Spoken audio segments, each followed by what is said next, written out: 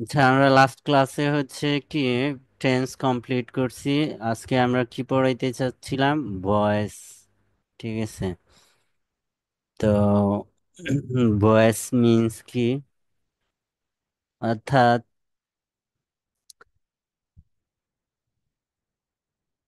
বলেন তো voice means কি? যে কর্তা দ্বারা কাজ হচ্ছে বা কর্ম দ্বারা কাজ হচ্ছে, এটা নির্দেশ করার জন্য, অর্থাৎ who is the actor of the action, অর্থাৎ কোনো কাজ কে ঘটাচ্ছে সেইটা শো করার জন্য হচ্ছে যে এক্সপ্রেস করার জন্য ভয়েস। ঠিক আছে, ভয়েসের দুইটা ফর্ম আছে, active form and passive form. ঠিক আছে, অ্যাক্টিভ ফর্ম ভয়েস হচ্ছে আমরা সাবজেক্ট, এই যে টেন্স গুলা যে পড়লাম ওখানে যে সাবজেক্ট হিসেবে যে মেইন ভার্বের কাজটা করতেছে সেগুলো হচ্ছে অ্যাক্টিভ। প্যাসিভ হচ্ছে যে অবজেক্ট গুলা এসে সাবজেক্টের কাজ করে। ঠিক আছে, এটা হচ্ছে যে নিজেদের বোঝার মতো একটা ডেফিনেশন। ঠিক আছে, আপনারা বলেন তো ভয়েস আর ডেফিনেশন কি, মানে আপনাদের মতে।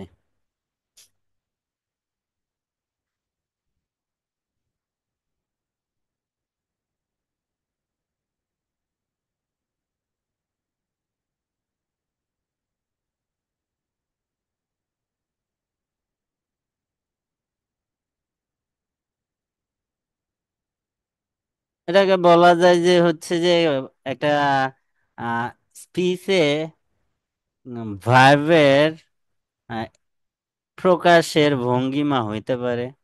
ঠিক আছে,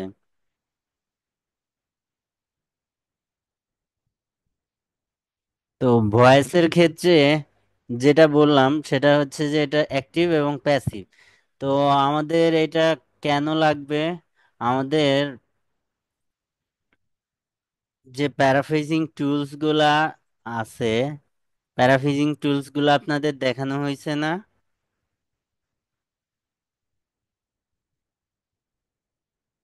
হ্যালো, এই কথা বলে না কেউ। এই ফ্রিজিং এ তো এমনিতে মানে ডিসকাস দেওয়া হুম, হয়েছিল না। ওই টুলস গুলো প্যারা দেখাইছে কিনা মনে হয় দেখাইছিল। মনে হয় দেখানো হয়েছে, মানে দেখেন নেই আপনারা।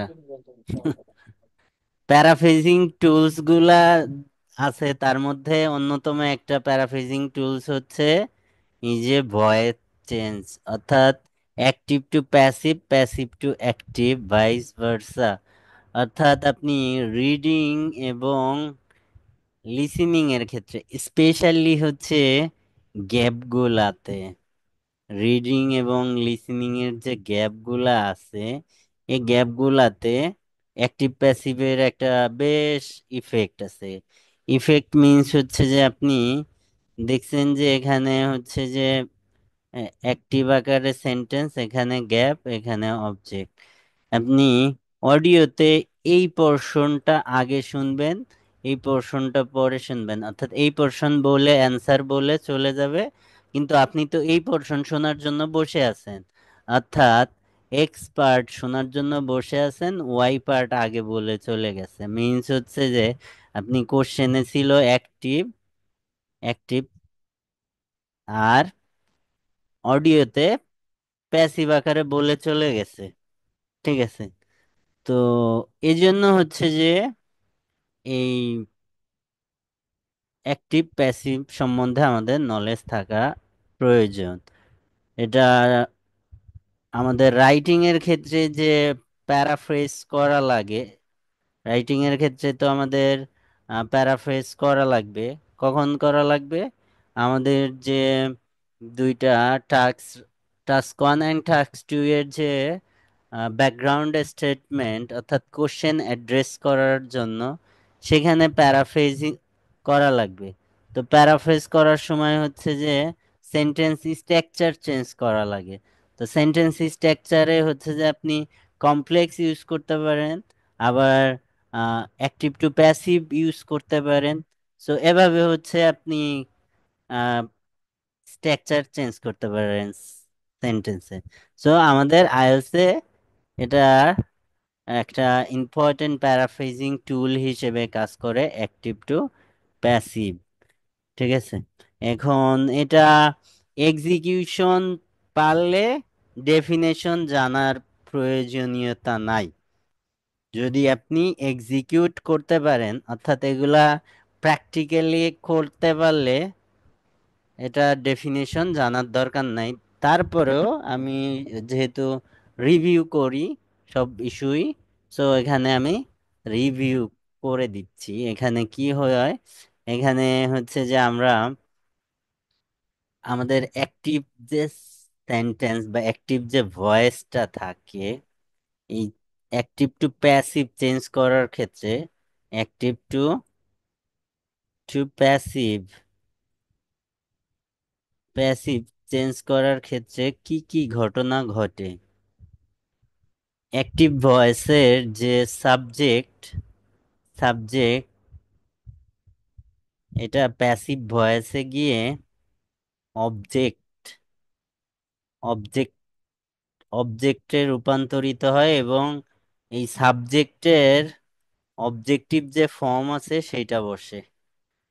এখন অনেকে বলতে পারেন যে এইখানে আমি ডিরেক্ট কেন বলতেছি না যে সাবজেক্ট অবজেক্ট হয়ে যায়।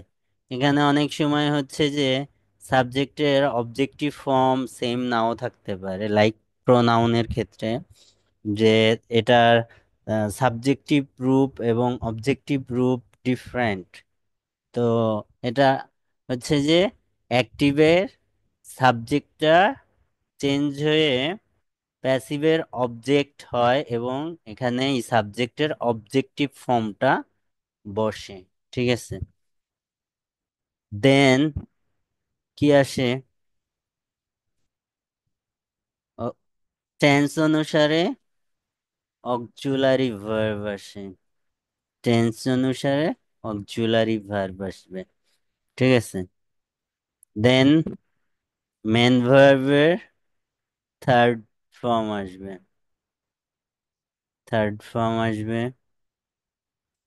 and next by or other preposition with to. ঠিক আছে, অন্য কোনো প্রিপোজিশন, এন্ড কি হবে,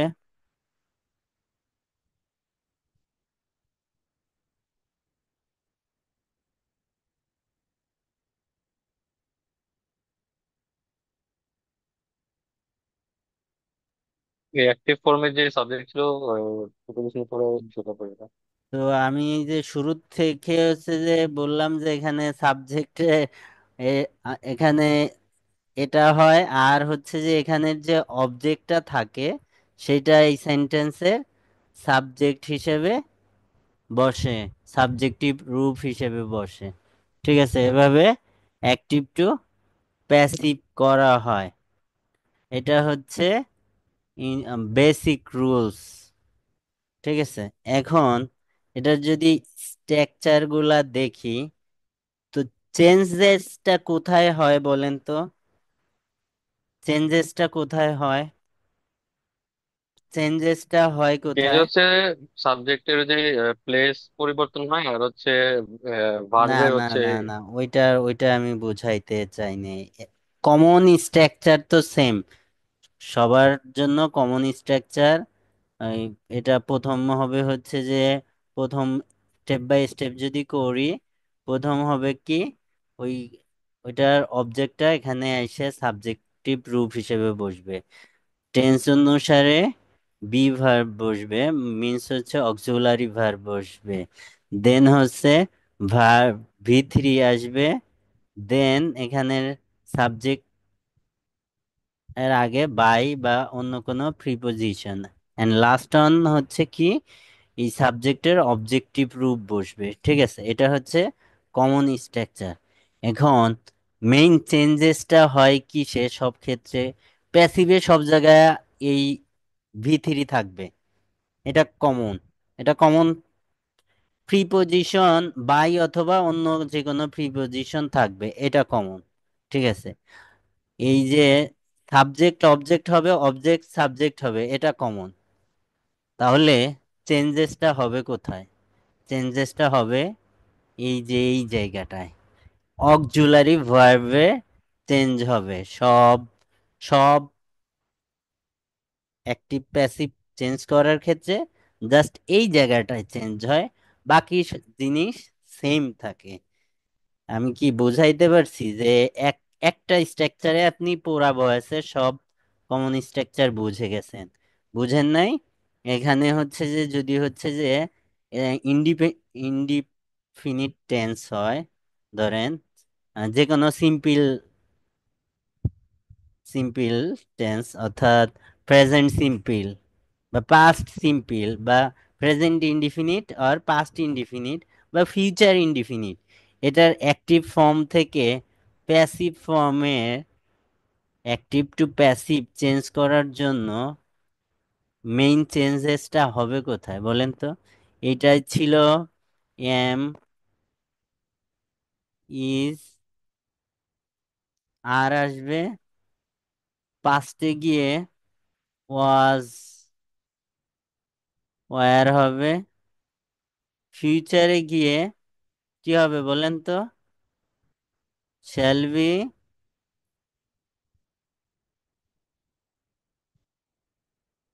কি বলেন? পারেন না? শ্যাল বি, উইল বি,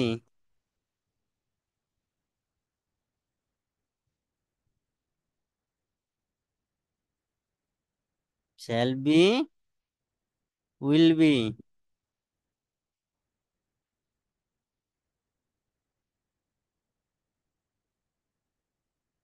বাকি কোথাও চেঞ্জ হয়েছে? ভার্ব ঠিক আছে, ভার্ব থ্রি আছে, বাই আছে, অবজেক্ট সাবজেক্ট হচ্ছে, আবার সাবজেক্ট অবজেক্ট হচ্ছে। চেঞ্জেসটা হচ্ছে কোথায়? তাহলে আমাদের এই যে যে অক্সিলারি ভার্ব পোর্শনে। এই জিনিসটা কি বুঝতে পারছেন কিনা বলেন, যে একটা স্ট্রাকচারে আপনি সব বুঝতে পারছেন কিনা? জি ভাই, বুঝতে পারছি। গ্রামার কম্পারে কে জানি বলছে, এই আপু, ডক্টর আপু আপনি বুঝছেন কিনা? ভাইয়া একটা এক্সাম্পল দিয়ে বুঝান। এক্সাম্পল দিয়ে বোঝাই, ঠিক আছে। আই প্লে, একেবারে সিম্পল একটা উদাহরণ দেই, আই প্লে ফুটবল। ফুটবল, ঠিক আছে। এটা অ্যাক্টিভ সেন্টেন্স। অ্যাক্টিভ সেন্টেন্সের স্ট্রাকচার হয় subject plus verb plus object. ঠিক আছে, সাবজেক্ট ভার্ব অবজেক্ট। প্যাসিভের স্ট্রাকচারে আসে কি, এই সাবজেক্টটা, এই অবজেক্টটা এখানে সাবজেক্ট রূপে আসবে। ঠিক আছে, তাহলে এই এটা সাবজেক্ট রূপে যদি হয়, এটা যদি আমরা করি ফুটবল, ফুটবল, ফুটবল, দেন স্ট্রাকচার কি, বি ভার্ব আসবে, এটা indefinite tense, present indefinite tense. তো অক্সিলারি ভার্ব প্রেজেন্ট ইনডিফিনিট টেন্সের জন্য অক্সিলারি ভার্ব কি কি আছে? এম, এম, ইজ, আর। ঠিক আছে, এখন ফুটবল সাবজেক্টের সাথে এই এম ইজ আর এর কোনটা যায়? ইজ। ইজ যায়, ইজ। দেন স্ট্রাকচার অনুসারে মেইন ভার্ব কি, প্লে, প্লে এর ভি থ্রি মানে থার্ড প্লেড। ফর্ম বসবে, প্লেইড। তাহলে এখানে ইজ প্লেইড, প্লেইড। এখন দেন স্ট্রাকচার অনুসারে প্রিপোজিশন বাই অ্যান্ড, এই যে যে এখানের যে সাবজেক্ট, এই সাবজেক্টের অবজেক্টিভ ফর্ম কি হয়? মি। Me, by me. এটা হচ্ছে ইনডিফিনিট টেন্সের ক্ষেত্রে। এখন এটা যদি আমি এখানে ভার্বটা এখানে বলে দিতাম, আই প্লেইড ফুটবল, এটা পাস্ট টেন্স হয়ে যেত, পাস্ট ইনডিফিনিট। তাহলে এখানে ইজের পরিবর্তে কি হয়ে যাইতো? ওয়াজ হয়ে যাইতো। বাকি জিনিস সব সেম। কিছু চেঞ্জ হয়েছে? বাকি কিছু চেঞ্জ হয়েছে? Change No. হয়নি। তো আমি যদি এখানে জাস্ট এইটুক চেঞ্জ না করে এখানে আই শ্যাল লিখতাম, শ্যাল প্লে ফুটবল, তাহলে এখানে কি হইতো? এখানে just shall be, football will be আসতো, ফুটবলের সাথে উইল বি আসতো, তাহলে উইল বি বসতো। তাহলে মেইন কথা, ভয়েসের ক্ষেত্রে আমরা অ্যাক্টিভ যে ফর্মগুলা দেখি সেন্টেন্সের, অর্থাৎ টেন্সের যে 12 স্ট্রাকচার, 12টা ফর্ম, 12টা ফর্মের প্যাসিভ ফর্ম করার ক্ষেত্রে জাস্ট কমন স্ট্রাকচার সবার জন্য সেম। সাবজেক্টটা অবজেক্ট হয়ে যাবে, আর অবজেক্টটা সাবজেক্ট হিসেবে আসবে। টেন্স অনুসারে অক্সিলারি ভার্ব বসবে, দেন হচ্ছে ভার্বের তৃতীয় রূপ অর্থাৎ ভি3 বসবে, আর আপনার প্রিপোজিশন বাই অথবা অন্য যে কোনো প্রিপোজিশন বসবে, অ্যান্ড সাবজেক্টের অবজেক্টিভ রূপটা বসবে। এটা হচ্ছে ভয়েসের হচ্ছে কমন স্ট্রাকচার, যেটা একটা দিয়ে সবগুলো আপনি শিখতে পারেন। ঠিক আছে, এখন এই যে যে অক্সিলারি ভার্ব, এইটা কোন টেন্সের জন্য কি হবে, এইটা হচ্ছে আমাদের জানা প্রয়োজন, যে কোন টেন্সে কি অক্সিলারি ভার্ব হয়। ঠিক আছে, সো ইনডিফিনিট টেন্স যে তিনটা, প্রেজেন্ট, পাস্ট, ফিউচার, এদের ক্ষেত্রে এই অক্সিলারি ভার্ব এটার ক্ষেত্রে কি হয়? প্রেজেন্টের ক্ষেত্রে M, is, R.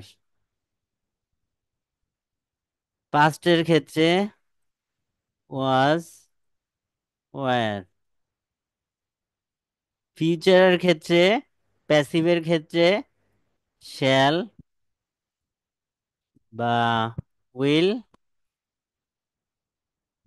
Plus B আসবে এক্সট্রা করে এর সাথে। ঠিক আছে, এটা হচ্ছে ইনডিফিনিট, ইনডিফিনিট প্যাসিভের স্ট্রাকচার, জাস্ট এইটা। ঠিক আছে, আপনার প্রত্যেকটার জন্য বারবার সবকিছু মুখস্থ করা লাগবে না, সবগুলা যে পাস্ট ইনডিফিনিটের সাবজেক্ট চেঞ্জ হয়ে ভার্ব হবে, ওই ওই জিনিস তো সবগুলার জন্য সেম হচ্ছে। জাস্ট আপনি মনে রাখবেন কি, যে এই যে যে চেঞ্জেস, মেইন চেঞ্জেস হচ্ছে কোথায়? চেঞ্জেস হচ্ছে অক্সিলারি ভার্বে। সো এই অক্সিলারি ভার্বগুলা কোন টেন্সে কি চেঞ্জ হয় এটা মনে রাখেন। তো প্রেজেন্ট ইনডিফিনিটের ক্ষেত্রে এটা, পাস্ট ইনডিফিনিটের জন্য এটা, ফিউচার ইনডিফিনিটের জন্য এটা। এখন এটা যদি কন্টিনিউয়াস টেন্স হয়, তাহলে এখানে এক্সট্রা করে শুধু একটা কি আসবে? বিং আসবে। এক্সট্রা করে শুধু একটা বিং আসবে, এক্সট্রা করে শুধু একটা বিং যোগ হবে। যদি এটা ইনডিফিনিট পরিবর্তন হয়ে যদি আমি কন্টিনিউয়াস, তিন চারি কন্টিনিউয়াসের যাই, তাহলে এইগুলার সাথে এক্সট্রা করে একটা বিং অ্যাড হবে এগুলার সাথে। ঠিক আছে, এগুলার সাথে এক্সট্রা করে একটা বিং অ্যাড হবে, বাকি জিনিস সব সেম থাকবে। বুঝতে পারছেন কি না বলেন তো? জি ভাই, বুঝতে পারছি। মানে আপনার ওই যে যে 12 টেন্সের স্ট্রাকচার সবগুলা একসাথে আলাদা আলাদা করে মনে রাখার প্রয়োজন নাই, সবগুলা মনে রাখার প্রয়োজন নাই। আপনি খালি হচ্ছে যে এই যে এই একটা স্ট্রাকচার এখানে পরিবর্তন করেন, এখানে কন্টিনিউ, ইনডিফিনিটের পরিবর্তে কন্টিনিউয়াস আনেন, তাহলে এখানে জাস্ট বিং অ্যাড করে দেন। ঠিক আছে, এটা হচ্ছে কন্টিনিউয়াস। আর যদি হচ্ছে আমরা পারফেক্টের ক্ষেত্রে যাই, পারফেক্টের ক্ষেত্রে কি হয়? প্রেজেন্ট পারফেক্টের ক্ষেত্রে প্রেজেন্ট পারফেক্টের অক্সিলারি ভার্ব কি? প্রেজেন্টের ক্ষেত্রে প্রেজেন্ট পারফেক্টের অক্সিলারি ভার্ব হ্যাভ, হ্যাভ অথবা হ্যাজ। ঠিক আছে, এখন এটার যদি প্যাসিভ করতে হয় তাহলে এটার সাথে হচ্ছে একটা এক্সট্রা করে বিন অ্যাড করে দিব। বিন, তাহলে পাস্টের ক্ষেত্রে পাস্ট পারফেক্টের ক্ষেত্রে আমাদের অক্সিলারি ভার্বটা কি? হ্যাড। তাহলে এটার সাথে অ্যাড হবে কি? বিন। আমাদের ফিউচার পারফেক্টের ক্ষেত্রে কি? ফিউচার পারফেক্টের ক্ষেত্রে শ্যাল হ্যাভ বা উইল হ্যাভ, সেটার সাথে এক্সট্রা করে একটা বিন অ্যাড করে দিব। বাকি জিনিস সব সেম থাকে। আর আবার যদি হচ্ছে যে প্রেজেন্ট পারফেক্ট কন্টিনিউয়াস টেন্সে যাই, সেক্ষেত্রে এই বিন এর সাথে এক্সট্রা করে আরেকটা বিং অ্যাড করে দিব। জাস্ট শেষ আমাদের ভয়েস। ভয়েসের এই যে স্ট্রাকচারগুলো এভাবে আপনি মনে রাখতে পারেন। ঠিক আছে, এখন কিছু এক্সেপশন আছে, যেমন হচ্ছে যে ইম্পারেটিভ সেন্টেন্সের ক্ষেত্রে একটু চেঞ্জ আছে। ইম্পারেটিভ সেন্টেন্সের ক্ষেত্রে যে ইম্পারেটিভ সেন্টেন্স কোনগুলা? ইম্পারেটিভ সেন্টেন্স কোনগুলা? ভার্ব দিয়ে শুরু হয় যে সেন্টেন্স। হ্যাঁ, ভার্ব দিয়ে শুরু হয় যে সেন্টেন্স গুলা সেগুলা ইম্পারেটিভ সেন্টেন্স, অর্থাৎ আদেশ, উপদেশ, অনুরোধ এগুলা বোঝায়। তো ওগুলা যখন হচ্ছে আমরা প্যাসিভ করব তখন হচ্ছে যে স্টার্ট হবে লেট দিয়ে।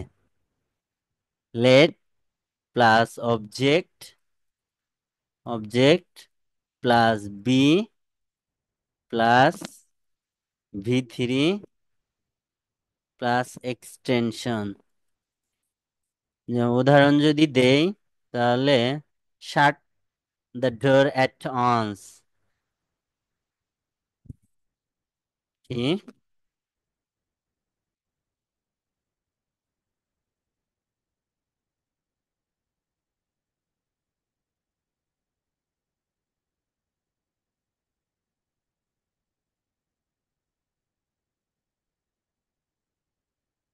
তো এটা যদি স্ট্রাকচার অনুসারে পরিবর্তন করি, প্রথমে আমাদের কি আসবে? লেট। অবজেক্ট কি এই সেন্টেন্সের? এই সেন্টেন্সের অবজেক্ট কি? The the door. Door. The door, the door. Then আমাদের কি আসবে স্ট্রাকচার অনুসারে? বি,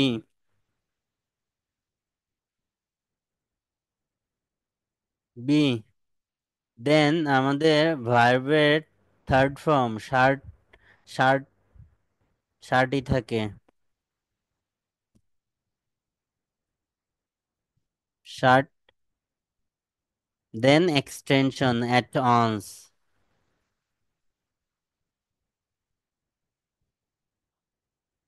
ঠিক আছে, এটা ইম্পারেটিভ সেন্টেন্সের ক্ষেত্রে। যদি কোনো সেন্টেন্সে মডাল অক্সিলারি থাকে সেক্ষেত্রে কি হয়?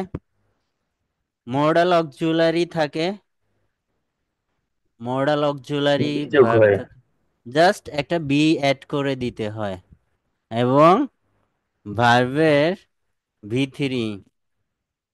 ঠিক আছে, যেমন একটা উদাহরণ বলেন কেউ। সবসময় তো আমিই বলি, আপনারা একটা বলেন।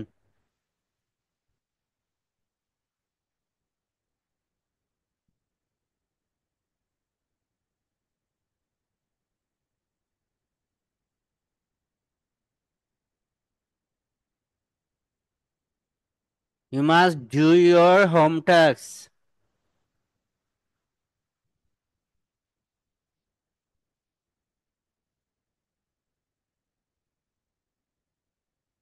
You must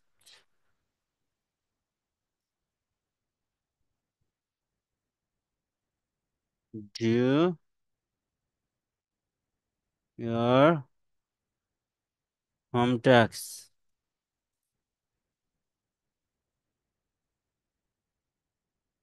তাহলে এটার প্যাসিভ কি হবে?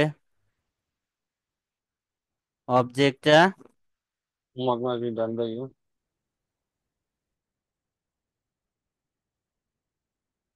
হুম অবজেক্টটা এখানে আসবে, your home task must be done by you. ঠিক আছে, যদি কোনো সেন্টেন্সে পার্টিসিপল থাকে সেক্ষেত্রে কি করতে হয়?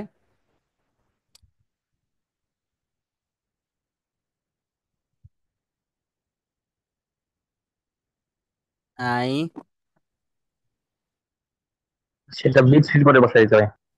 কি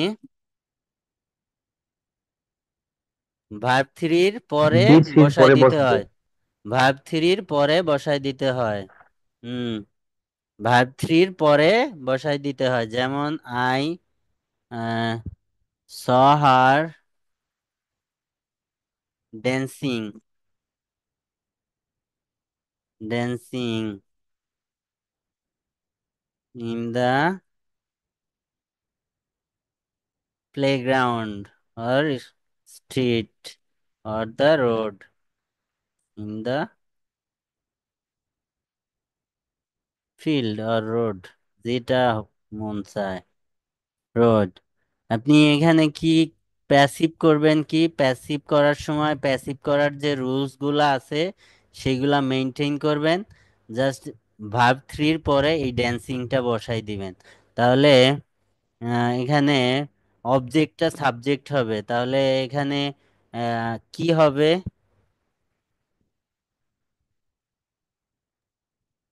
She she she was seen was seen dancing seen by dancing in the street by me। ঠিক আছে,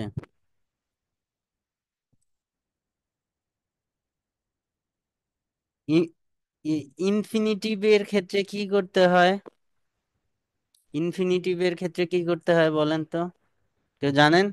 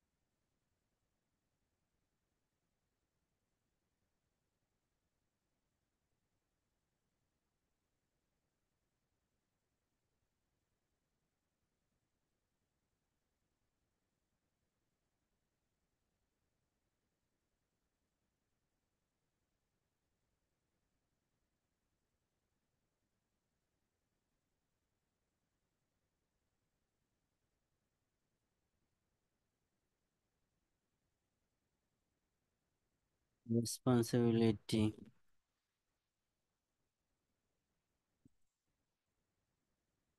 এই পর্যন্ত বসে যাবে, এই ভার্ব পর্যন্ত। ঠিক আছে, হি ওয়ান্টস, ওয়ান্টস এখানের এই অবজেক্টটা আসবে, wants the responsibility, responsibility to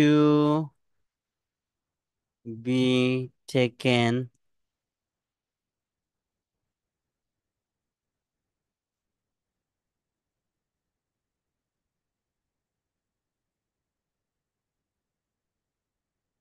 double object থাকলে কি হয় বলেন তো?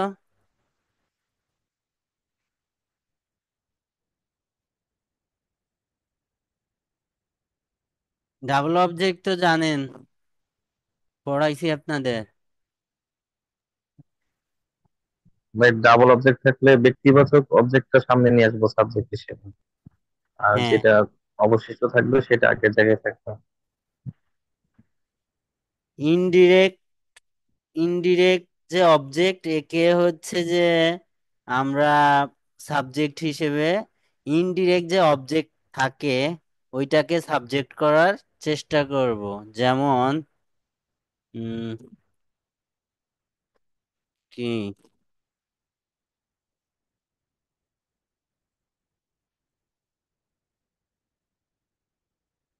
আমি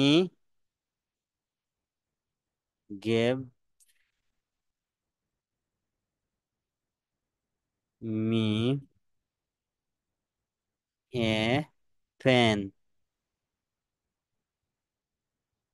ঠিক আছে, ইনডিরেক্ট অবজেক্ট কি এটা বলেন তো, ইয়া হালিমা আপু।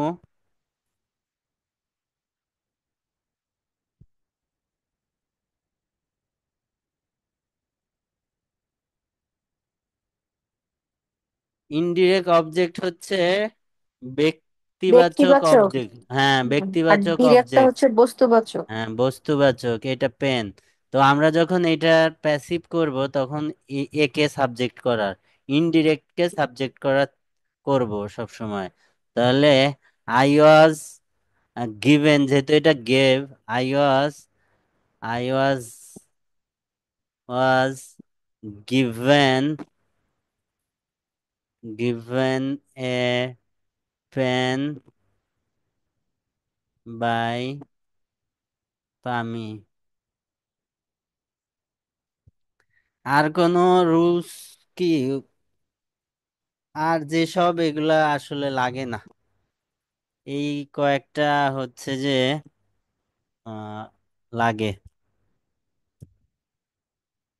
ঠিক আছে, এখন আমি আপনাদের ব্যাচে ঘোষণা দিচ্ছি, যারা হচ্ছে যে ক্লাস করেন না ক্লাস থেকে বের হয়ে যাবেন ডিরেক্ট।